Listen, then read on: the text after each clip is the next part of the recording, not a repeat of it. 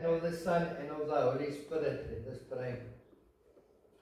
Almighty God, unto whom all hearts are open, all desires known, and from whom thy secrets are hid, cleanse the thoughts of your hearts and minds through the inspiration of the Holy Spirit, that we may worthily magnify thy holy name. Amen. I'm called to worship this morning. Hello, Uncle Jimmy. I'm called to worship this morning comes from Psalm 148. The author anonymous. Praise the Lord from the heavens. Praise him in the heights above. Praise him all his angels. Praise him all his heavenly hosts. Praise him, sun and moon. Praise him, all you shining stars. Praise him, you highest heavens and you waters above the skies. Let them praise the name of the Lord, for he commanded and they were created. He set them in place forever and ever. He gave a decree that will never pass away. Praise the Lord from the earth, you great sea creatures and all ocean depths. Lightning and hail, snow and clouds, stormy winds that do his bidding. Your mountains and all hills, fruit trees and all cedars, wild animals and all cattle, small creatures and flying birds, kings of the earth and all nations, you princes and all rulers of earth, young men and maidens, old men and children. Let them praise the name of the Lord, for his name alone is exalted. His splendor is above the earth and the heavens. He has raised up for his people a horn, the praise of all his saints of Israel, the people close to his heart. Praise the Lord. We haven't sang this worship song. The Old Testament reading this morning comes from the book of Isaiah, chapter 63, verses 7 to 9. Isaiah 63, 7 to 9.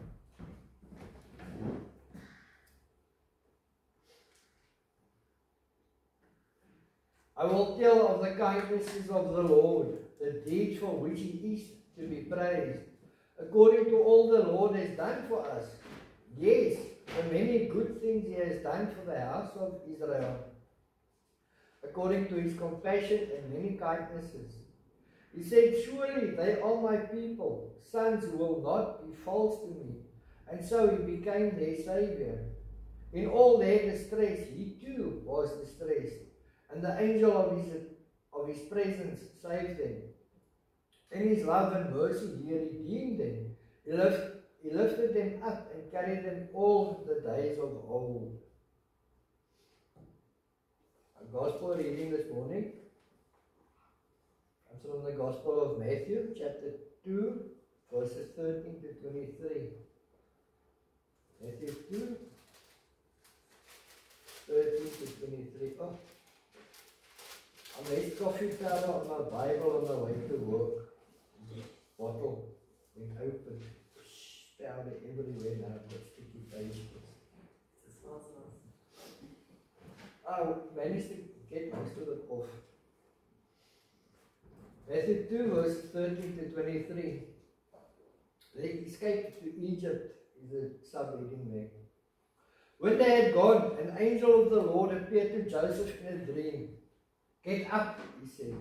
Take the child and his mother and escape to Egypt. Stay there until I tell you, for Herod is going to search for the child to kill him. So he got up, took the child and his mother during the night and left for Egypt, where he stayed until the death of Herod. And so was fulfilled what the Lord had said through the prophet, out of Egypt I called my son. When Herod realized that he had been outwitted by the Magi, he was furious and he gave orders to kill all the boys in Bethlehem and its vicinity who were 2 years old and under, in accordance with the time he had learned from the Magi. Then what was said through the prophet Jeremiah was fulfilled. A voice is heard in Ramah, weeping and great mourning. Rachel weeping for her children and refusing to be comforted, because they are no more. After Herod died, an angel of the Lord appeared in a dream to Joseph in Egypt and said, "Get up, take the child and his mother and go to the land of Israel, for those who were trying to take the child's life are dead." So he got up, took the child and his mother and went to the land of Israel. But when he heard that Archelaus was reigning in Judea in place of his father Herod, he was afraid to go there. Having been warned in a dream, he withdrew to the district of Galilee. And he went and lived in a town called Nazareth. So was fulfilled what was said through the prophets, "You will be called a Nazarene." And the Lord add his blessing to his word this morning. Amen.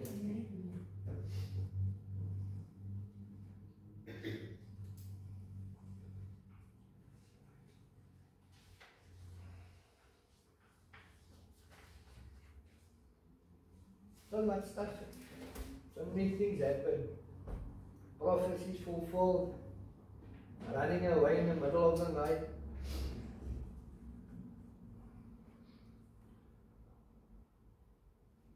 Which brings us to the theme, Jesus brings hope.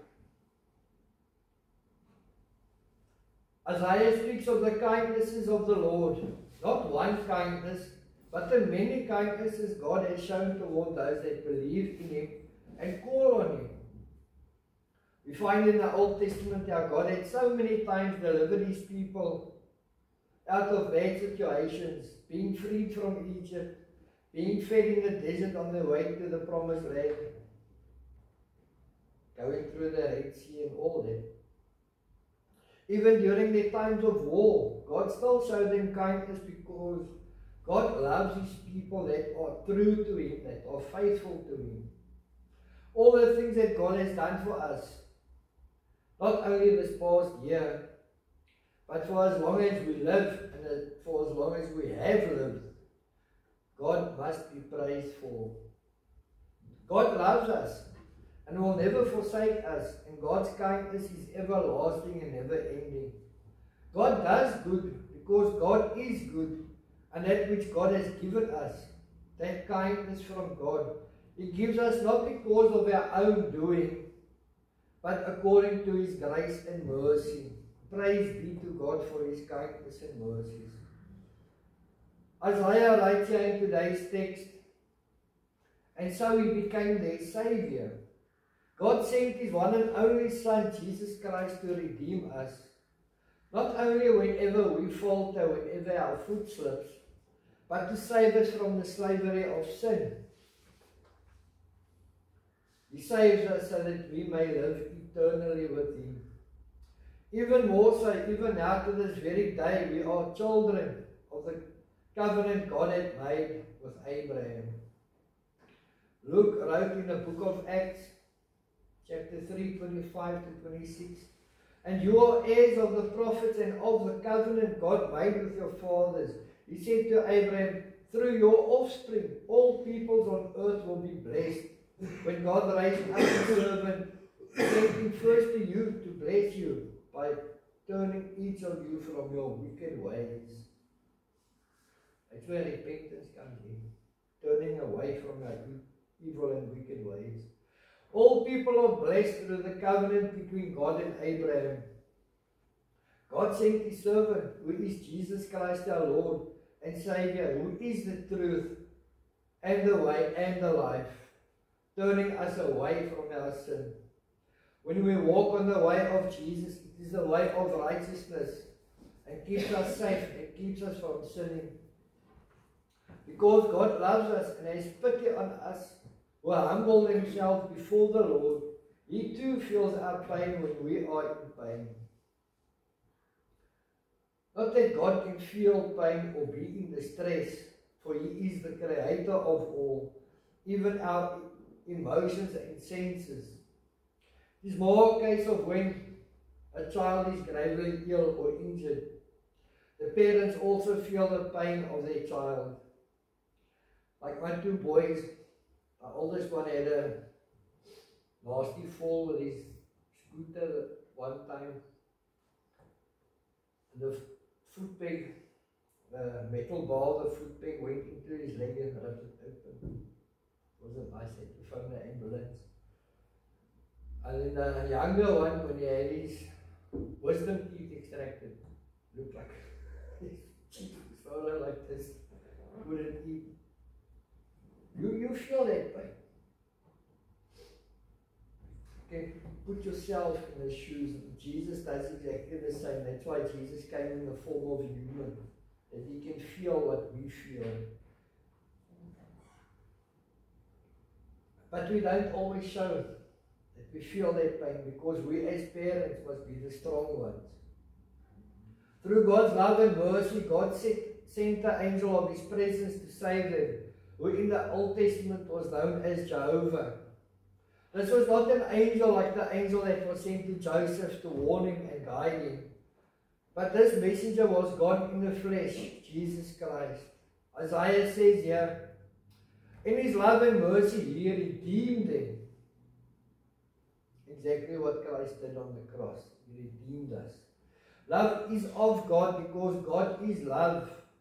And Jesus Christ is mercy, who is our Redeemer, mediator between God and us for the forgiveness of our sin. For through Jesus Christ, God lifts us up out of our despair and carries us all of our days. Just as God did in the days of old, God will do so until the end of time. But God had an even better plan to lift us out of darkness and despair. For God sent Jesus, whom the apostle in the Hebrews text calls the pioneer of their salvation. Indeed so, Jesus was the first to bring true salvation to the people through what he suffered on the cross. Through us accepting Jesus Christ as our Savior and believing in him, we have become sons and daughters of God, the children of God. And also through being born again in the Holy Spirit, because we are now children of God, we have become heirs, and heaven is our inheritance. Since we have been washed clean by the blood of Jesus who died for us on the cross, whether you are a man or a woman, you have become brothers and sisters through Christ and are so in Christ. And so, we are one family in Christ. Thus says the apostle, Jesus is not ashamed to call us brothers and sisters. To prove the fact that Jesus is not ashamed to call us brothers and sisters, the apostle quotes 3 texts from the Old Testament. The first quote is from Psalm 22, verse 22. I will declare your name to my brothers and sisters. In the assembly I will sing your praises. This psalm is but one of the many prophecies of the coming of the Messiah. The name of the Father in heaven will be declared to the brothers and sisters of Christ Jesus, which he did when he walked among them. He showed them God's nature, attributes, God's mind and will, and also through the Holy Spirit poured out upon the disciples, enabling the disciples to spread the knowledge of God in the world from then until now and forevermore. Jesus will sing God's praises in the church, that there will be an assembly of a new kind, where the gospel message would be heard, and all brothers and sisters free to praise God in song and praise. The congregation at their free will choose to follow Jesus because of the salvation he brings and the hope of eternal life. We are all brothers and sisters, not only to one another, but to Christ Jesus as well. The second and third verses the apostle quotes are from Isaiah 8:17 to 18. I will put my trust in him. Here am I and the children God has given me. Whatever trials, troubles and tribulations we face, we must always put our trust in God, even though the future seems dark and distant. Put your trust in God. Just as Jesus did, and even more so because we are brothers and sisters of Jesus. We are the children given to Jesus by the will of the Father and of his eternal love. When we accept Jesus as Lord and Savior, he receives us, rules over us, rejoices and perfects us. takes us up to heaven and presents us to God the Father. God became like us through Jesus Christ, flesh and blood, for Jesus was fully God and fully man. He lived and taught among men, and by his death and resurrection, he destroyed the fear of death in all those who believe in him. Death is not the end for us. Because of Jesus, we have eternal life and have heaven as our inheritance and eternal home. Oh, excuse me. God so loved man that he gave Jesus to us, mere mortals with sin and shame. God could have chosen to send Jesus to help the fallen angels who were created to praise God, but God had loved man since his creation of Adam. And God chose the descendants of Abraham because of his covenant with Abraham. And still God loves us to this very day, and his covenant still stands. That's the reason for God to become like us, fully human, when he sent his Son, who took on our human nature too. There was a great divide between God and man that was caused by sin. But by Jesus' death and resurrection, he closed the divide between man and God so that all can be saved who believe in Jesus. For Jesus too suffered when he fasted 40 days and was tempted in the desert. Jesus had to be fully human in order to suffer what we suffer, so that he could better help us when we suffer and are tempted. Just because we are Christians, are saved and redeemed, does not mean we will not be tempted. For there will be many temptations that will come our way. It is what we do when facing temptation and whom we call on when we are faced with such temptations that matters. Temptation is put in our way to test us and test our faith, to see excuse me, to see if we will fall into that temptation or not. All you have to do is call on the name of Jesus and he will remove the temptation instantly. As we say in the Lord's Prayer, and lead us not into temptation. Call on Jesus and he takes the temptation away. And if it feels to you as if it did not work the first time, keep on praying, for Jesus is there to help you, to save you, to heal you, and to love you. As much as we are born in sin, Jesus Christ was born in strife and danger. As soon as Jesus was born, just as was prophesied, and after the Magi had left, he had to flee for his life. Just because the Magi had acquired from Herod where the new king was to be born. So God sends an angel to Joseph in a dream, telling Joseph of the imminent danger, what to do and where to go. But see how God provides for his son. For Mary and Joseph were poor and could not just get up and go anywhere as they pleased. You remember one of the gifts that the Magi brought was gold, and this would pay for the journey to Egypt. Joseph obeys, gets everybody together, and escapes to Egypt so that Herod would not be able to kill the baby Jesus.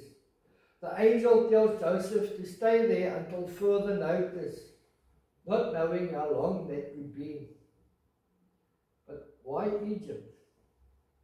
It was the anointed place of refuge to hold the baby Jesus, because God can make the worst of places serve the best of his purposes.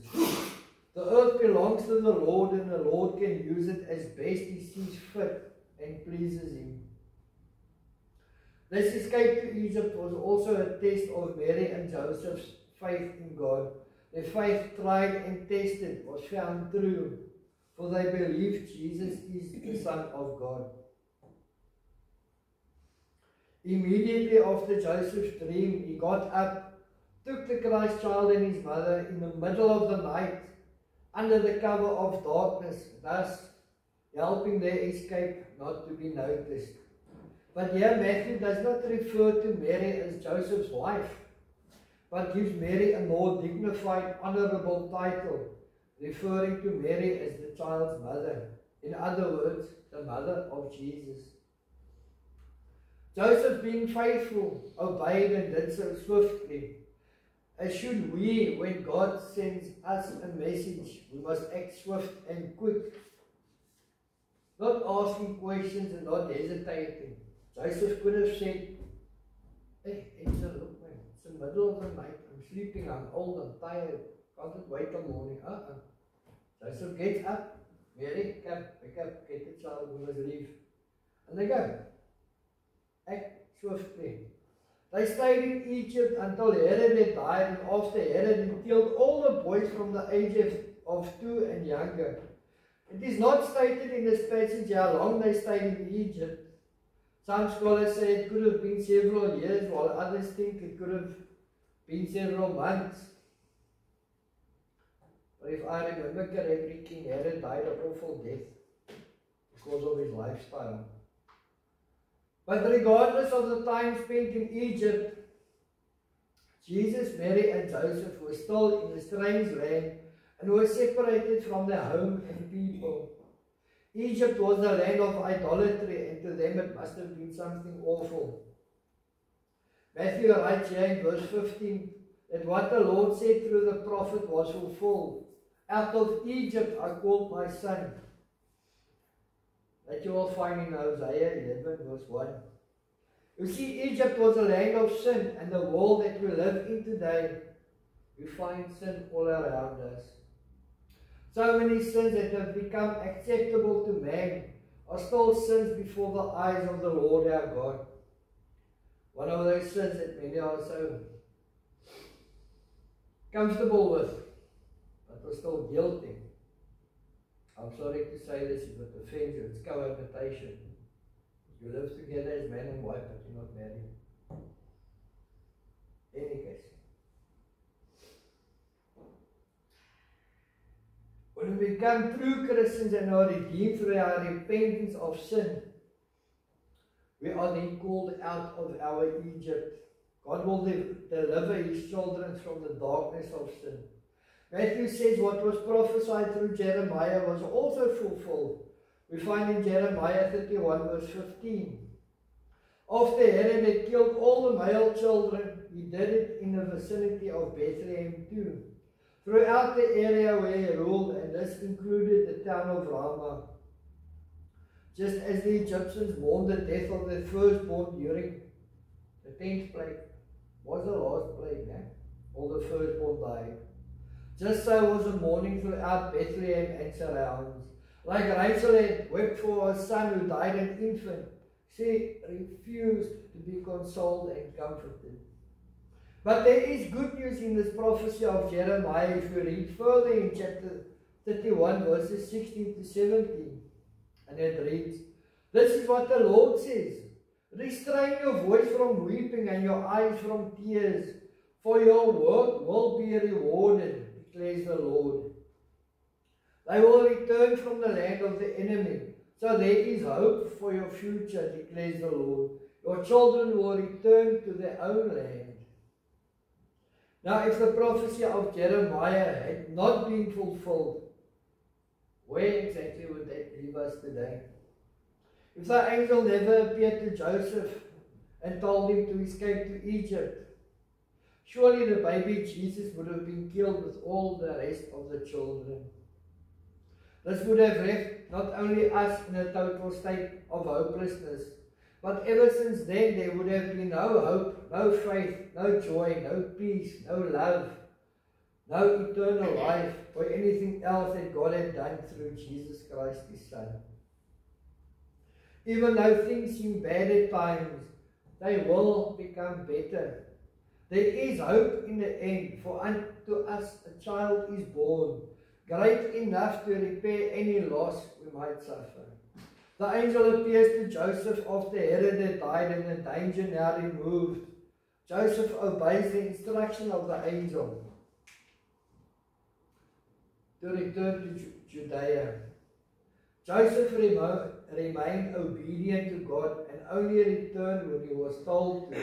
Again, Joseph got up in the night and took the baby Jesus and his mother Mary and set off on their journey back to Judea without hesitation, without complaints or anything. Joseph's obedience to God sets the example for us how to obey God's commands. For God's people follow his direction wherever he may lead them and wherever he puts them. Excuse me. Joseph heard that Herod's son, Archelaus, is now king in Judea and feared to go back to Judea, for this was where Jesus was born after all. So Joseph was warned in a dream and goes to Galilee, not only because Joseph feared for his own life, but for the lives of the baby Jesus and Mary. They might all be killed because of the hatred that Herod had toward the people, and as the saying goes, like father, like son. Archelaus might just take revenge on Joseph for escaping to Egypt. Ultimately, the warning came from God for the safety of his son. They returned to a town in Galilee, which is now very well known to us. Nazareth, which is in the far north, and Judea was Samaria. Mary lived in Nazareth, and so did her family. And this is where she probably met Joseph for the first time. They were arranged to get married as was the custom of the time. At least here they were known, where they could live safely among their relatives. And it is from here that our Lord and Saviour was called Jesus of Nazareth, a Nazarene.